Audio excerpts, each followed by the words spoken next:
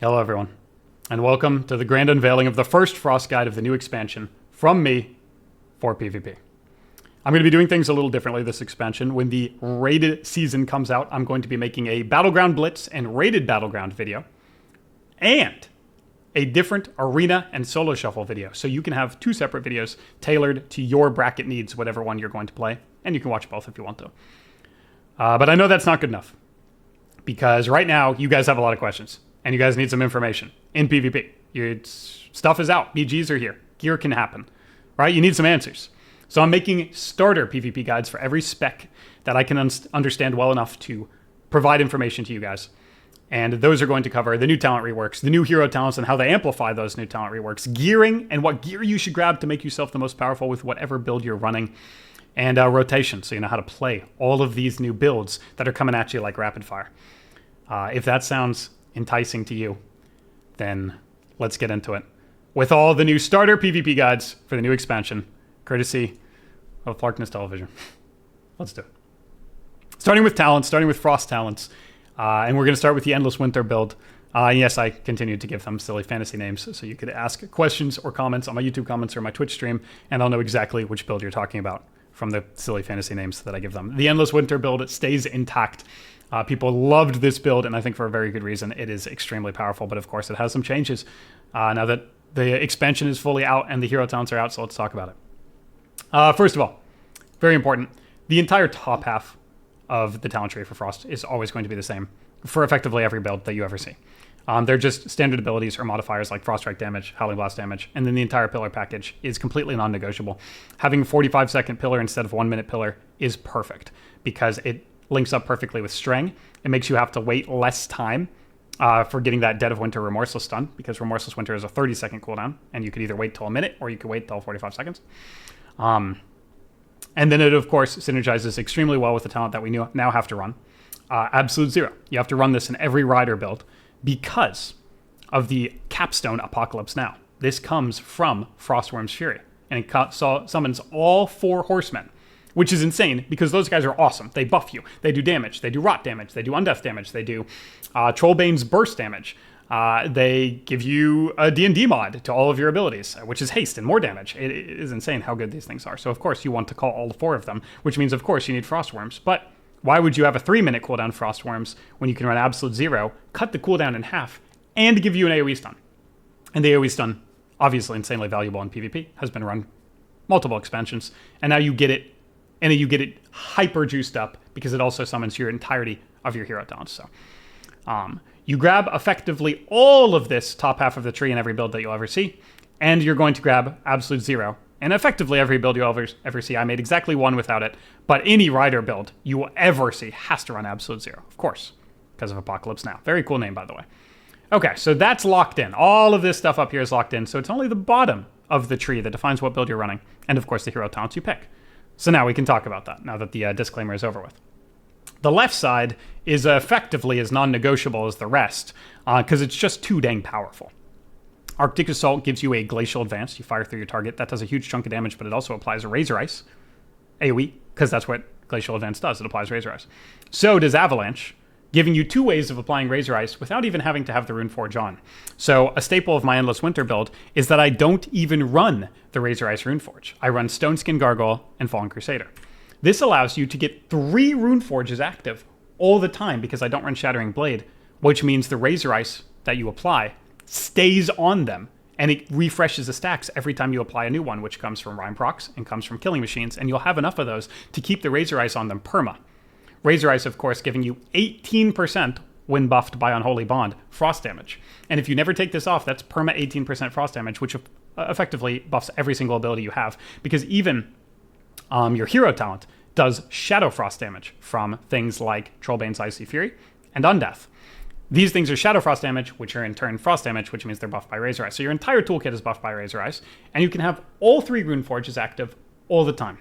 Fallen Crusader, Strength Proc, 18% Strength. Razor Ice, 18% Frost damage. And now Stoneskin Gargoyle for 7% Strength, 7% Stamina, and 7% Armor. I think that's what it is, 6 or 7%. It's a lot, and it's completely passive. It's always active. When you put the Runeforge on, you are just stronger. That gives you more survivability and more sustained damage, which is excellent. for a build named Endless Winter that wants to constantly stay in and do endless damage. So that's the Arctic Assault. And then Obliteration is your engine. I mean, Killing Machine is effectively all your damage. You saw how much damage it outputs when you fire a Glacial Advance, and you buff Obliterate in so many different ways.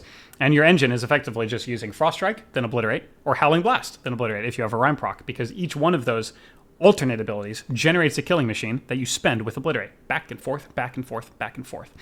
Obliteration is your entire engine of damage, and it's active during every pillar. So what would you want to do with Pillar? Well, you'd want to make it as long as possible. With the new talent, the Long Winter, which, from auto attack critical strikes, extend the duration of Pillar from up to 6 seconds. 2 seconds every critical. Original Pillar, you would generally, they would trade a defensive for, right?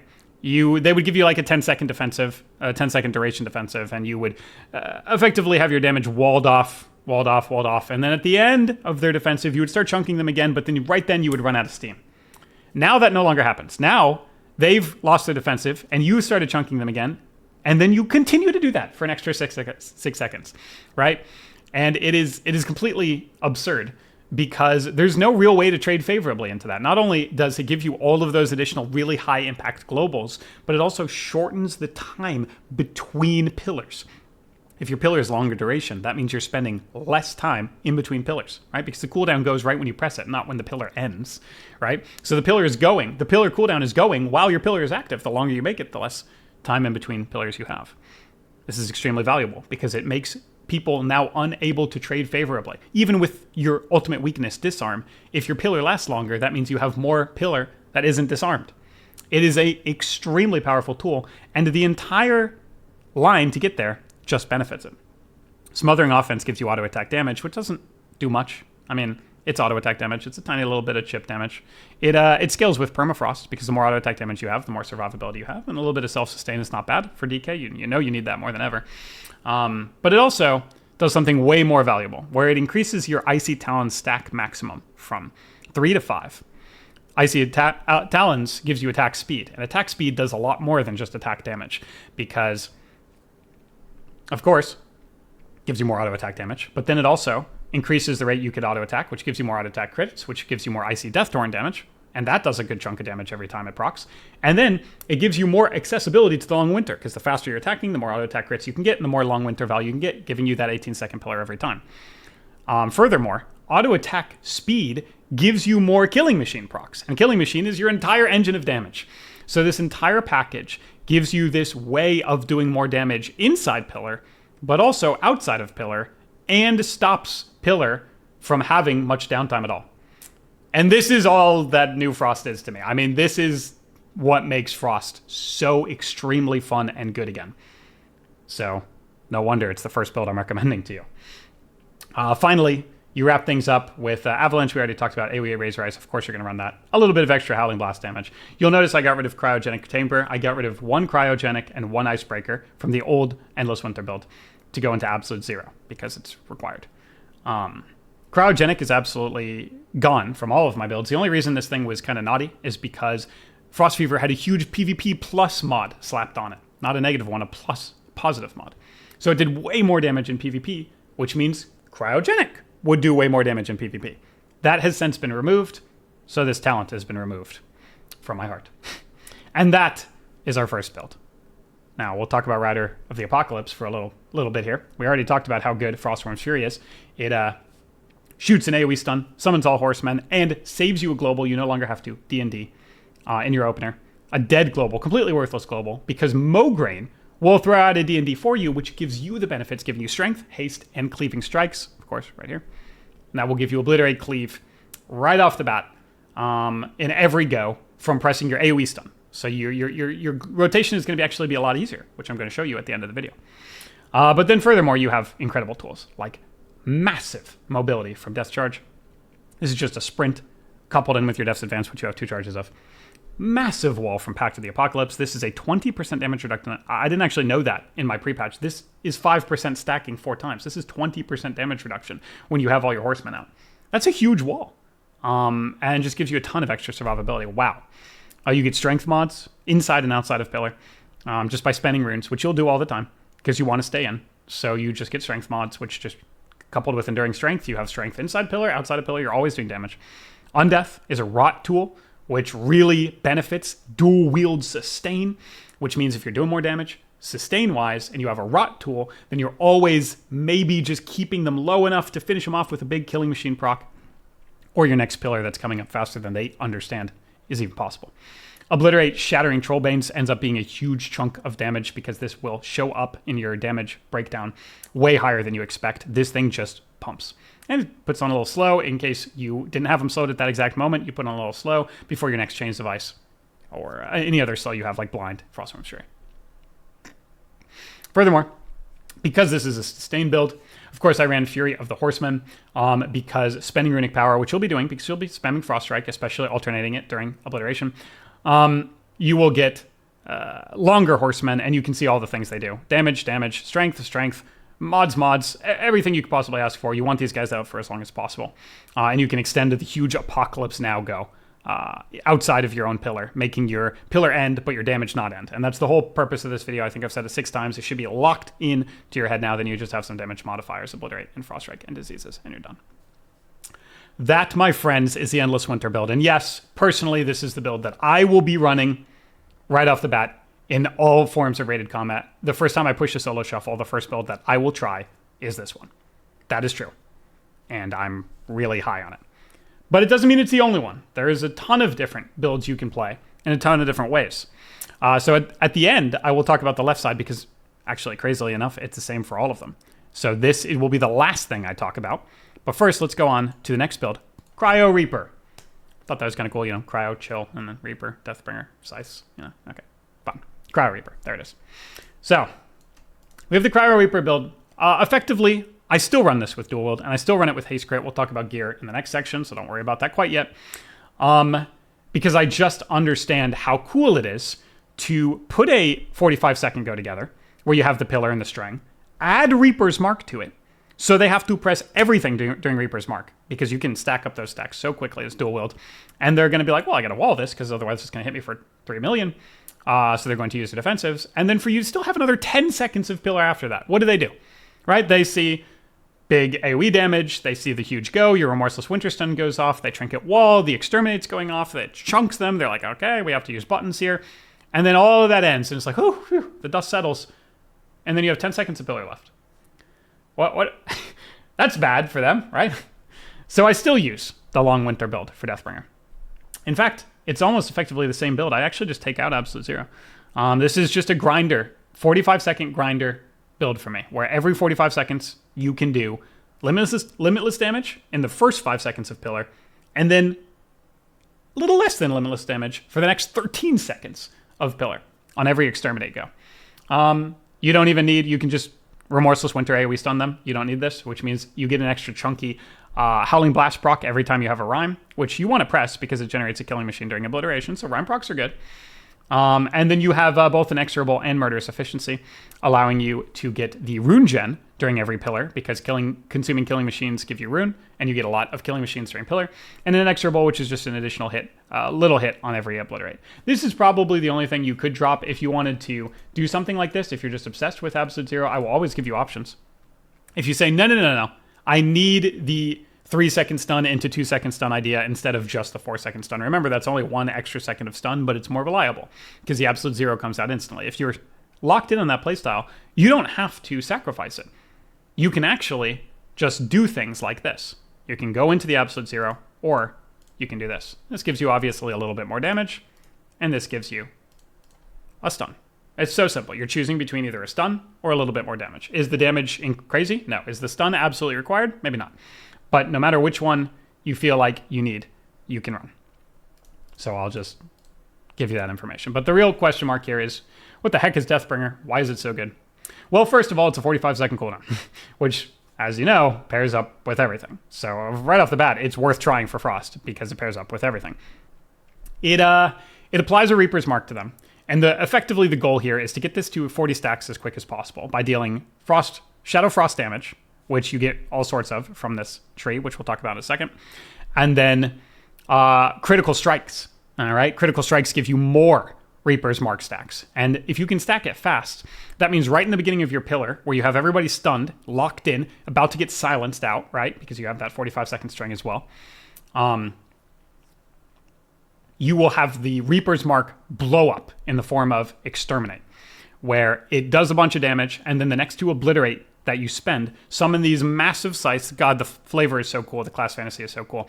That also do a ton of AoE damage. And they can even apply Reaper's Mark themselves, which then allows you to do the entire thing over again. So the faster you burst the Reaper's Mark effectively, the faster you could get another Reaper's Mark, and then you could burst that one during the exact same pillar, all extended by an 18-second pillar, right? So you could get 2 Reaper's Mark worth of value in one pillar.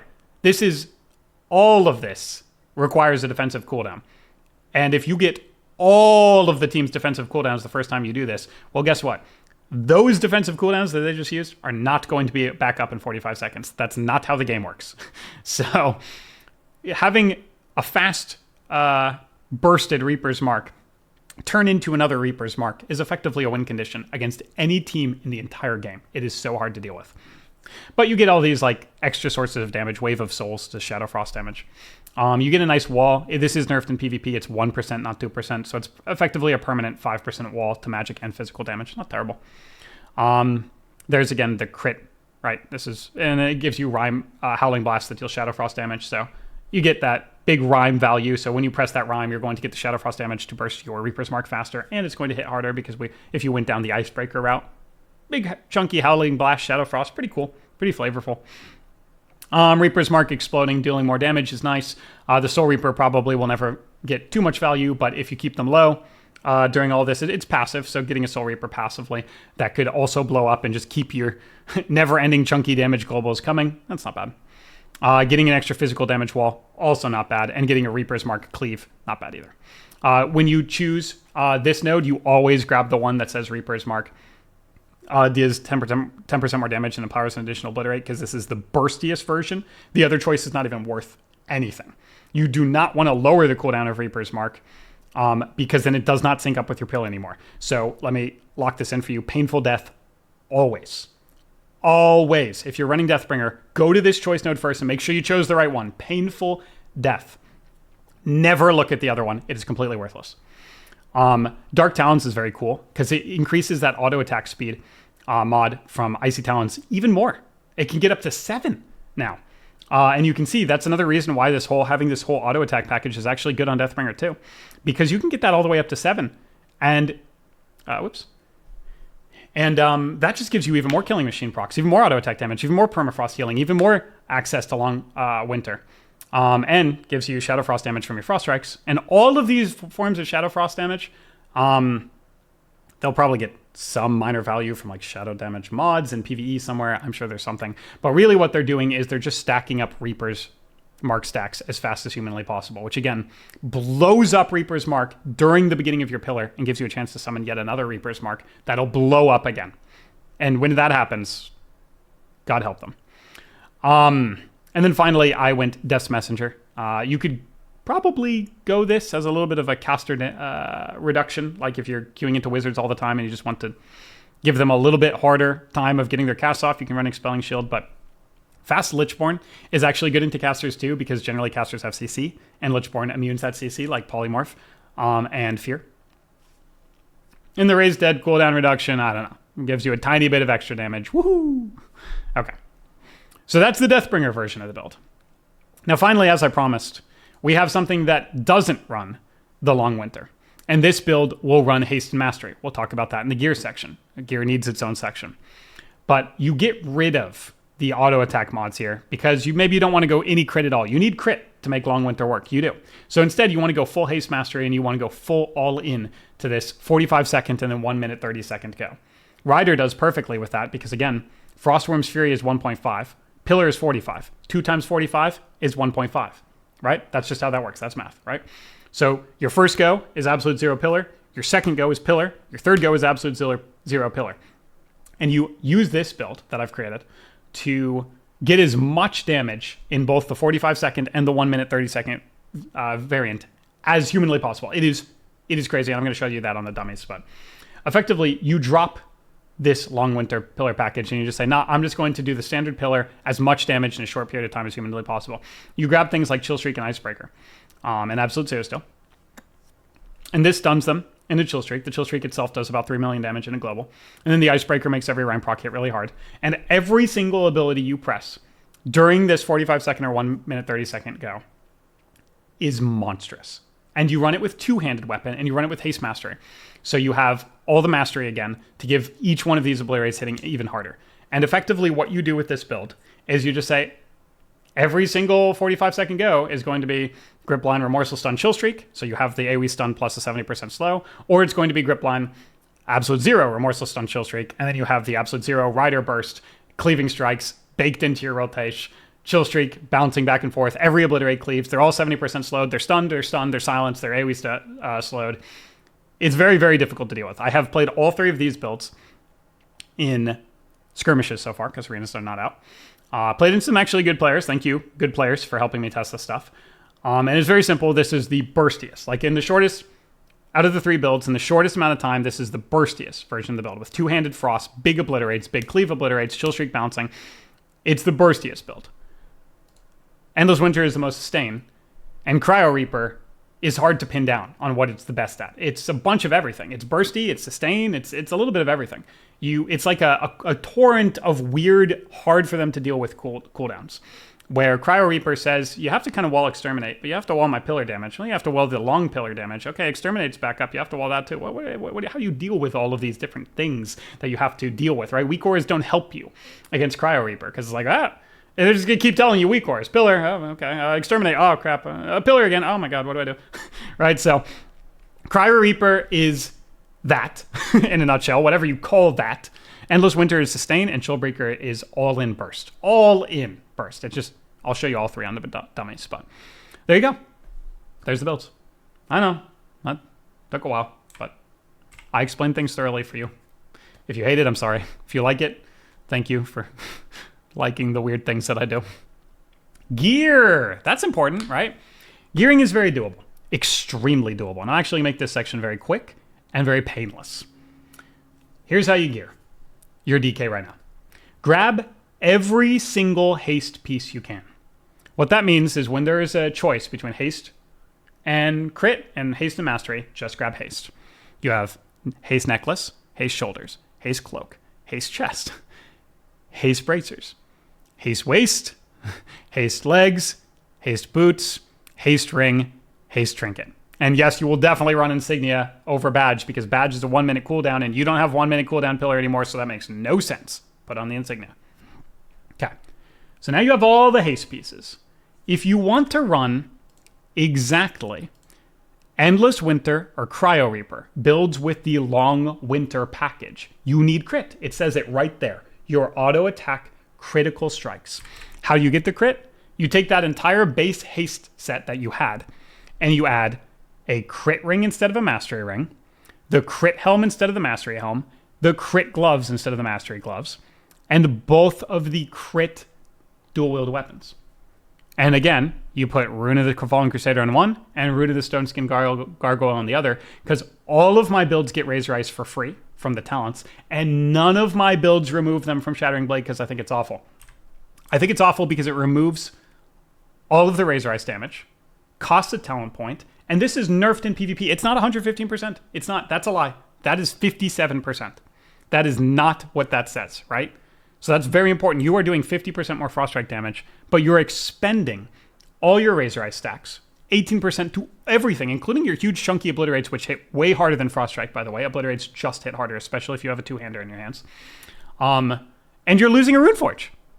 You're losing this. So you lose the Razor Ice Runeforge because you're expending it for a moment. You lose Stone Skin Gargoyle, which is strength, stam, and armor. You lose all of that frost damage on your Obliterates, and you lose a talent point. A talent point is not the end of the world, but it is a talent point. You couldn't have it somewhere else. So, Rune of the Stone Skin Gargoyle, Rune of the Fallen Crusader, haste baseline, and then for the Long Winter builds, you run crit ring, crit gloves instead of mastery, crit helm instead of mastery, crit dual wield. But let's say you're not doing that. Let's say you're running the two-handed, not Long Winter version. right? Put on your mastery stuff back on. There's that mastery helm I was talking about. There's those mastery gloves I was talking about. And finally, there's that mastery ring I was talking about. And now look what happens. 0 critical strike because you don't need it. You don't need it because your Obliterate is always crit during Pillar, and because you're not running Long Winter, which means you don't need the auto attack crits. So instead it goes all into mastery. Why do you still need so much haste? Because otherwise you will be the sluggish, most useless DK in the game. If you can't get your globals off during your initial stun, then you don't do any damage at all. They'll just kite, use mobility, use these things. They'll get out of your go before it even starts going. You need the haste to speed up globals. So gearing is exactly that simple. You get the entire haste package of every piece you can find haste with, and I just went through them one by one for you. And then if you're running Long Winter, you have all those off pieces that I just showed you. I'm not doing it again. Crit. And then if you're running not Long Winter, Mastery. That is gearing in a nutshell. I showed you the Runeforge. If you're running two-hander, you still run Fallen Crusader. Why? Because now you can have Fallen Crusader and Razor Eyes at the same time. Because I'm still never running Shattering Blade because it's nerfed in PvP and I think it's garbage. And I've provided my reason as to why. So that means you can now have 2 Runeforges as two-hander. That's really good. You have the Strength mod, which two-hander loves because Strength means more burst. And you have Razor Eyes permanently, which two-hander loves because Frost is Obliterate damage.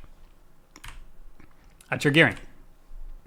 For the future, for the next videos coming out, look for things that we'll be doing like crafting, where you can actually remove some of this verse to get more haste, to get more mastery, and to get more crit, depending on which build you're running, right?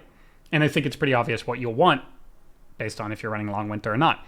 So we're going to be doing that when the season comes out. Has the season out yet? No, so I can't craft all those epics. I don't have conquest gear, right? But you will, and we'll talk about it then. Furthermore, enchants and stuff, they're all really expensive right now. If you're trying to nuke somebody in a BG, sure, spend all your gold on enchants right now. That will also be something we talk about in the next video, because there is no reason right now to min-max in ways that hurt you in the future, right? If you have limited gold, you wouldn't want to spend it now to min-max before the raided season. You would want to spend it when the raided season starts, and you could just put that on gear you're going to keep the whole season, right? So your Runeforge, of course, just throw it on, it's free. But let's save maybe some of the min-maxing things for the next video when you're going to put that on purple gear that will persist all the way through the season so you can get new ratings, goals, Gladiator, Elite, BG Blitz rating, whatever you're looking for. That's when you'd probably want to min-max. I did get a free crit and haste enchant from like some dwarf quest over here. Go to that if you want to. There you go. You get some haste and crit enchants on your rings. Okay. So that is talents and gear.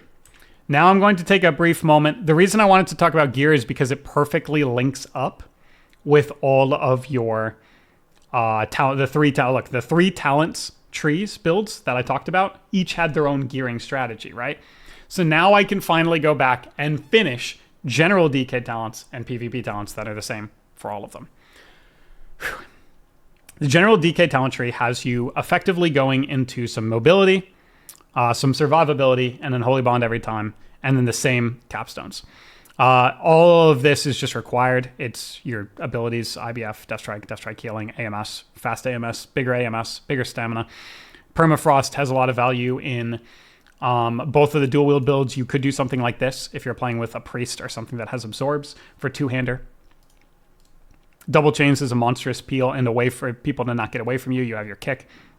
We already talked about all the reasons why D&D mods are so good. Cleaving Strikes is so good no matter what you're running. It just makes Obliterate your hardest hitting ability, Cleave. And you have the Rider mods.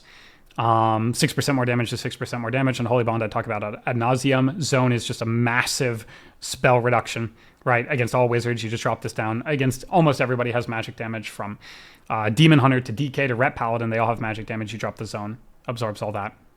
Asphyxiate you need because you're going to get Strang. Icy Talons we talked about so many times on all the different modifiers this has. You get Suppression just so you can go down to Osmosis, which gives you a huge amount of extra healing against physical because they can't break the AMS. And a huge amount of extra healing against magical because they don't really want to go into the AMS. But if they do, they burst the AMS, and that means your AMS got full value. So because it absorbed all of that damage.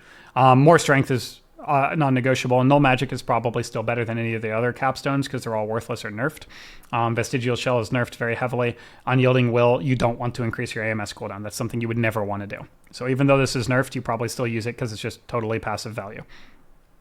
I like 6% damage reduction on every grip. I'm gripping people all the time. You just get another wall. All of these things compound together. Blood Draw has been buffed, so now you get even another wall, and Death Strike cooldown reduced, so you can top yourself back off and help your healer recover with a huge wall, which pairs with all your other walls. And then you get another wall from Will of the Necropolis, which is also nerfed, but it's still better than everything else. Even more damage reduction, and then Death's Echo is non-negotiable in every single situation. Double grip, double DA, which is double rider, and double D&D for non-rider builds, because then you can get access to your cleaving strikes more often, blah, blah, blah, blah, blah. Okay, so this is what I run for everything. There is one thing that I said I would maybe change, which is this.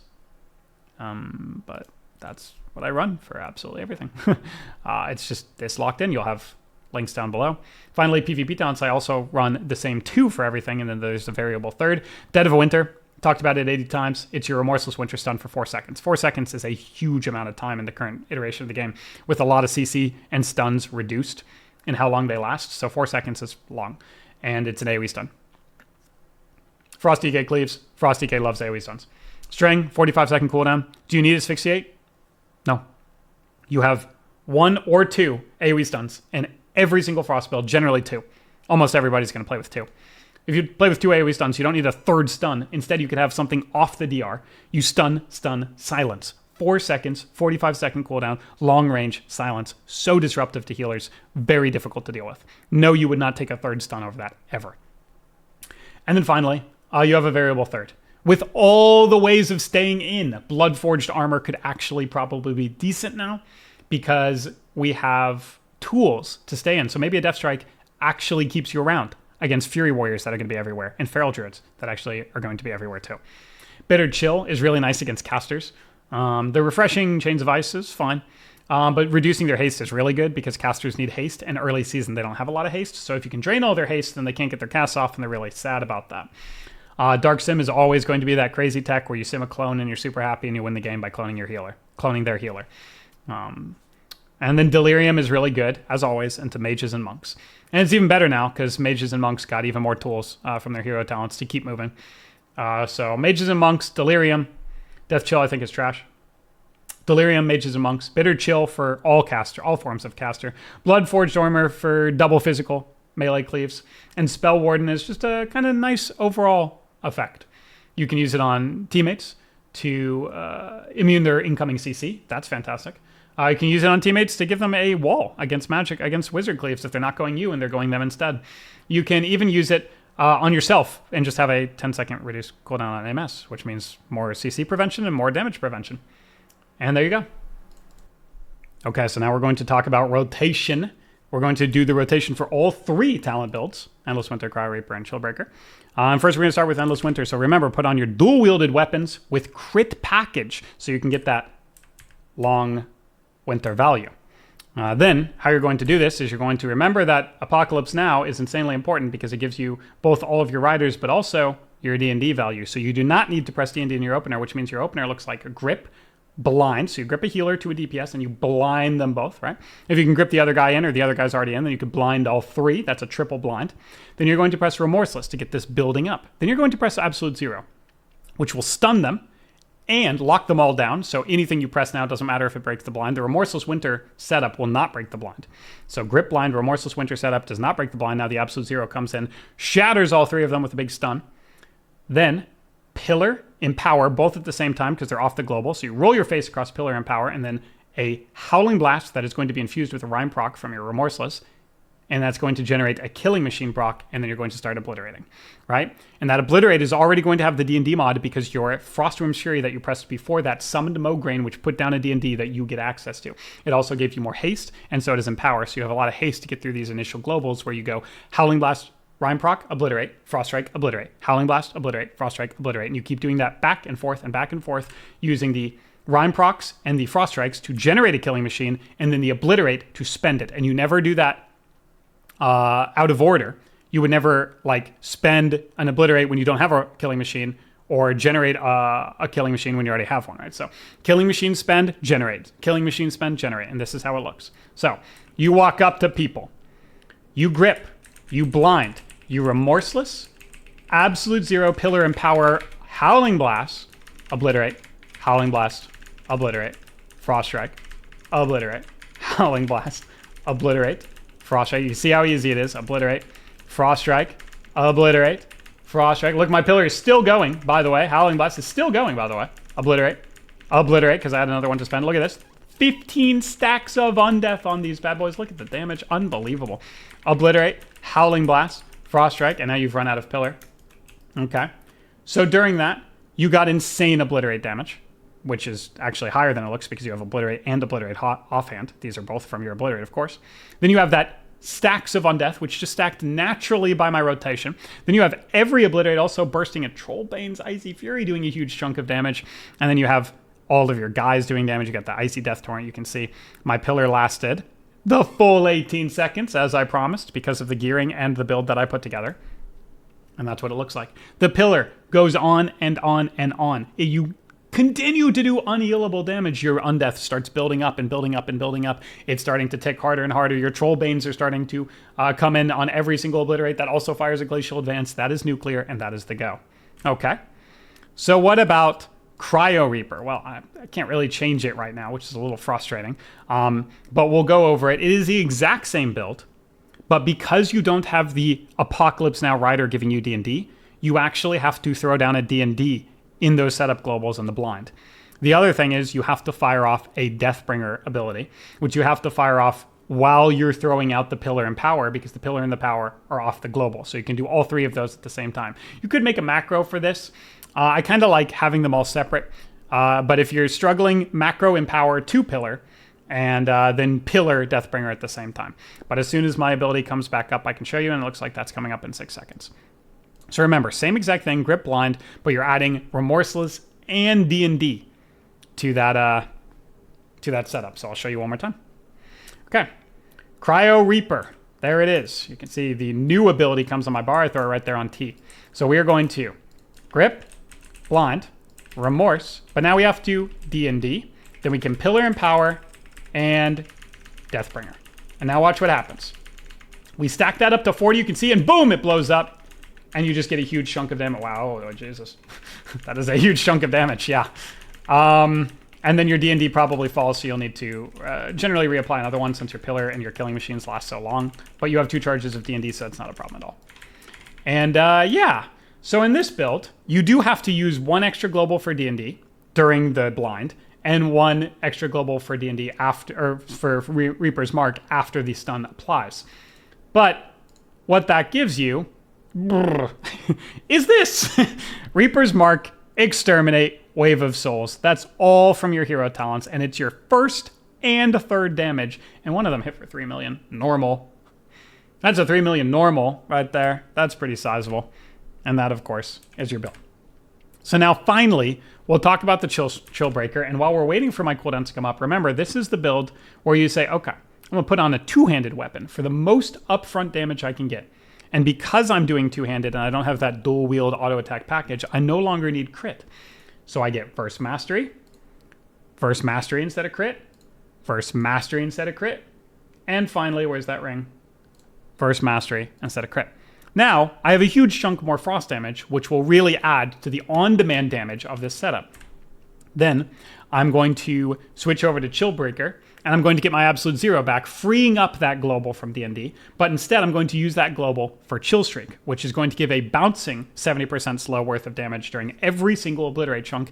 And you're just going to see, when I do the damage to the dummy, what that kind of means for your on-demand burst damage. Is it going to be as sustain heavy as the other two? Is your pillar going to last as long as the other two? No. But is your damage in the first 5 seconds of this pillar going to be absolutely through the roof? Yes. And remember, you can just start doing damage immediately because you don't need to press D&D. So one more time, and this is the final thing of the video, so pay attention.